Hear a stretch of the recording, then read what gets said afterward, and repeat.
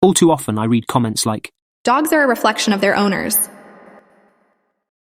First, let's get one thing out of the way. Breed does influence behaviour. If it wasn't the case, then dog breeds would not exist. You would just have dogs. We will come back to this point shortly. But there are several reasons why saying things like, "It's all in how you raise them," simply won't do, and we will go over all of them in turn. The existence of dog breeds. Dogs have an inherent nature. In other words, there is something it is like to be a dog. Dogs have instincts. Dogs have innate drives. Dogs are not the same species as us. In 2018, the American Kennel Club's dog breed list included 200 breeds.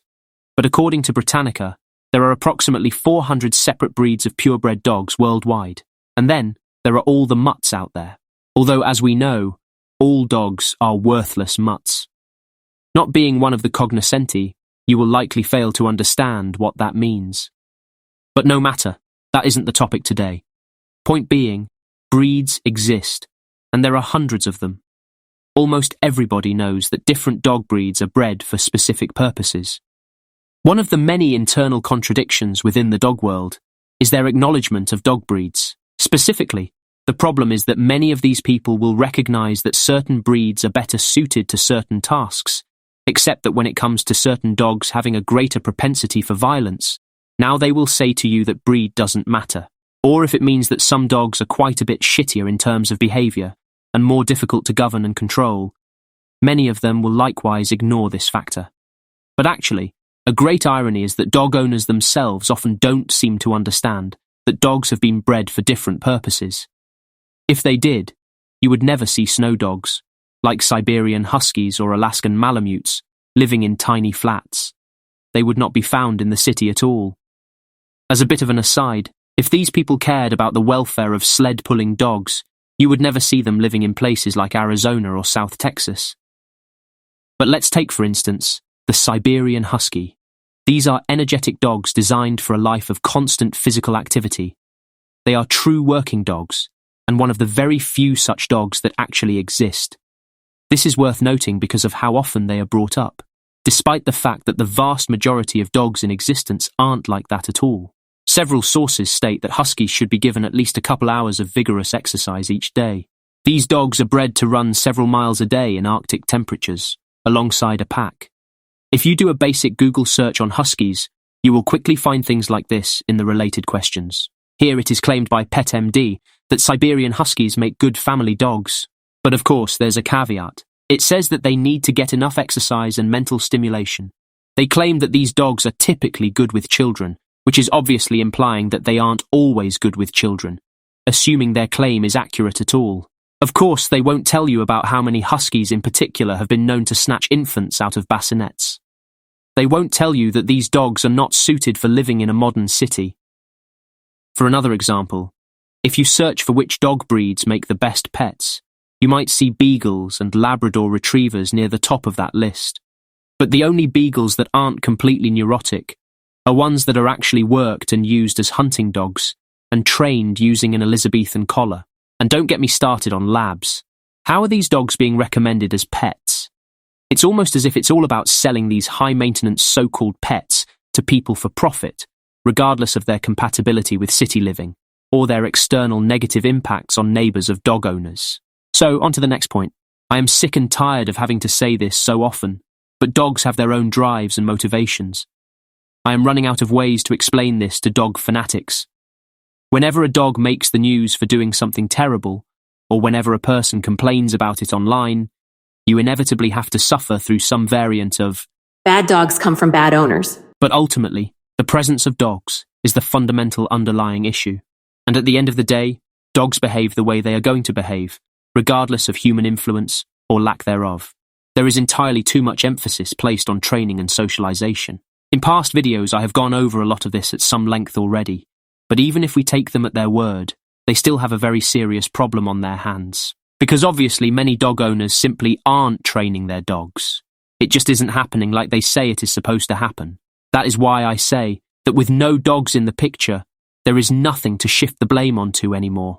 All of a sudden, there are no more problems, which clearly tells us that the source of these problems is ultimately the existence of dogs itself. It bears repeating. Dogs have drives and instincts. These are external to the desires and actions of their owners. The simple implication of this reality is quite obvious. But before we come to that, it also bears repeating that dogs are bred from apex predators. Many dog experts and trainers will readily acknowledge that, as such, dogs retain the instincts of their wild progenitors.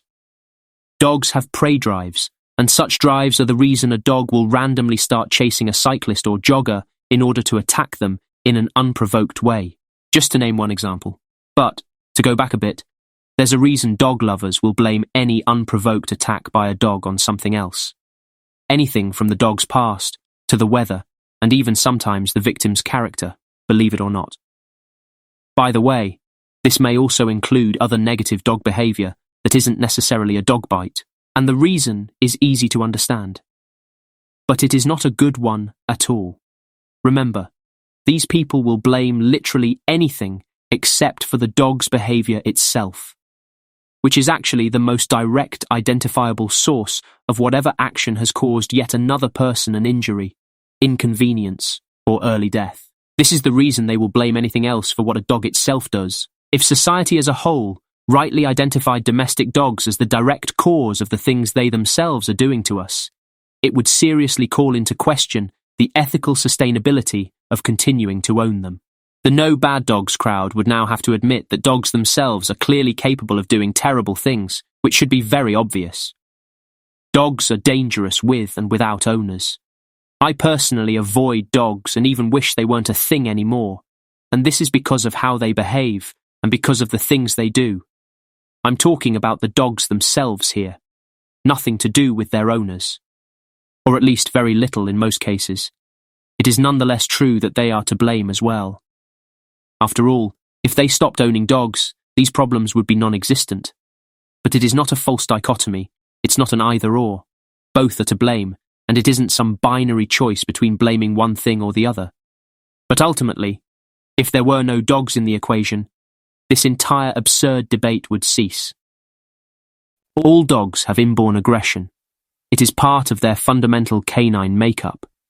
Dogs are bred from apex predators who had to be violent to survive in a dangerous world. So-called domestication has only exacerbated the dog's innate aggression, as evidenced by real-world, everyday dog-originated violence and hostility. The dog nut ideologue seems to believe that dogs are akin to blank slates. This is essentially a bastardization of John Locke's blank slate theory. See also tabula rasa. So what exactly is this? John Locke believed that humans are born neither good nor evil, but instead neutral. They are moulded into whatever they become as adults by the society they are born into, their caretakers, educators, and so on. It is very important to note why this is inapplicable to dogs. These ideas are in reference to the human mind prior to the imprinting of ideas. As I have said before, dogs are not capable of abstraction. They do not receive a formal education where they are taught how to think as we are. Dogs are reactive creatures, and they are highly instinct-driven. Training is not the same as education, not even close. When a child is educated, they aren't simply manipulated into behaving a certain way. They are taught how to think and reason, and they can even come to learn the purpose of education. A dog will never understand why it is being conditioned through positive or negative reinforcement. A dog will never contribute to human culture and will never impart knowledge on another dog. Let's remember not to lose sight of the main point, which is the following. Dogs are dangerous and a nuisance, with and without owners. Dog fanatics are constantly trying to force us to focus on training, but this is a distraction because the underlying problem is the presence of dogs. Blaming the dog means that the dog is recognized as being the entity that's directly responsible for the harm it inflicts. Even if you object to the word responsible, the dog is the cause of the harm it inflicts. The presence of a dog is the reason for the existence of whichever dog-related problem is being discussed. The thing causing harm, that is what needs to be out of society. This is the natural conclusion. It is a natural response to dog-on-human violence. Therefore, dog apologists have manufactured this blame the owner distraction. Although, in real-world practice, owners themselves are seldom held accountable, and often, both the dog and the owner get off the hook. Dogs are an effective means through which to aggravate and threaten human life. Taking this means away from dog owners is about removing the source of all dog-originated aggression, intrusion, public cost, noise, danger, and contamination. At the end of the day, city life isn't good for dogs themselves. Humans and dogs aren't a very good fit, despite widespread claims to the contrary. Dogs have instincts to attack living things such as ourselves, and we do not like being attacked. They tend to utterly wreck personal property, and people don't like having their things damaged or destroyed. They need at least some space to run around, but most people do not live on a farm or in a castle. They like being gross, and cannot help but to be that, and people don't like being gross or having nasty things around them. Although dog nutters do seem to be an exception now, don't they? And as one of my subscribers put it so well, dog abuse is a concern for supposed dog lovers, and yet it arises purely because of the pervasive belief that people should endeavour to own dogs, and then force that very unnatural relationship to work. Abused dogs aren't our problem or concern. They're 100% the problem of so-called dog lovers. Why exactly are these dogs being abused? I'll take a guess. It's because they are behaving like dogs. Their default behavior is unpleasant, destructive, and potentially dangerous to their owners. So people buy into the whole dog culture marketing hype about dogs being loyal and loving unconditionally, and how you really can't live a completely fulfilling life without owning a dog. Then, the dog pees and craps in the house, because it cannot be or never was properly house-trained. Or it destroys furniture, barks or whines nonstop because it is neurotic from lack of exercise and stimulation, and sheds and stinks up the house. It acts aggressively towards them, or their children, maybe other existing pets. Again, these are all things that dogs do unless extensively trained to not do them. Most dog owners are too lazy to train their dog. The dog ends up increasing their anxiety and unhappiness, the opposite of what the dog culture industrial complex and social media say, and tells the owner that the problems are because of them, not the dog, and that they need to spend more time and more money on the dog, and if they don't, they've failed it. People are shamed and told they should kill themselves when they realize that they don't want to own a dog or can't afford one, because they are told a dog is for life. The rescue pit bull that the family adopted from the shelter that covered up its dangerous history bites them, kills their other dog or cat, and they realize they cannot stand it in their house. They can't take it to the shelter because it's overflowing with tons of other used, defective pit trash, which no one else wants, so the owner is forced to keep it. They take their anger out on it by burning, beating, or knifing it and dumping it somewhere, instead of either having it euthanized or humanely shooting it themselves. Then you find it, feel sorry for it, and attempt to rehabilitate it. So the cycle can be repeated again. Do you ever ask yourself why someone would light a dog on fire? It's a sick thing to do, but if a dog disfigured my child or killed and ate my cat, I'd kill it without a second thought. Dogs have brains the size of a lemon with a frontal cortex that is just 10% of that. Surely you know this basic anatomical fact about them? They are nothing like very small children. That is a nonsensical, unscientific claim that you dog people need to stop repeating. Another thing that's interesting and ironic is that dog nutters say dogs are like toddlers. But these same people often are open about how much they absolutely despise toddlers and children, and how their parasite-ridden, filthy dog that licks its own anus and genitals, this is something I've never seen a toddler do, by the way, has more right to be in human-occupied public spaces than members of their own species. These people are miserable, untrustworthy misanthropes. Dogs can certainly show affection towards whomever is feeding them, and many can be trained to do tasks specific to their breed. But they are never going to put the needs of a person, even their owner, above theirs. This is something humans do with other humans all the time. Their favorable behavior is generally governed around obtaining some type of reward or avoiding punishment, rather than some deeper understanding of right versus wrong. Dogs are the most overhyped and overrated animal on the planet. They are the third leading cause of animal-based deaths of humans around the world behind mosquitoes and venomous snakes. And even when they're not biting 5 million people a year in the US, they're irritating AF.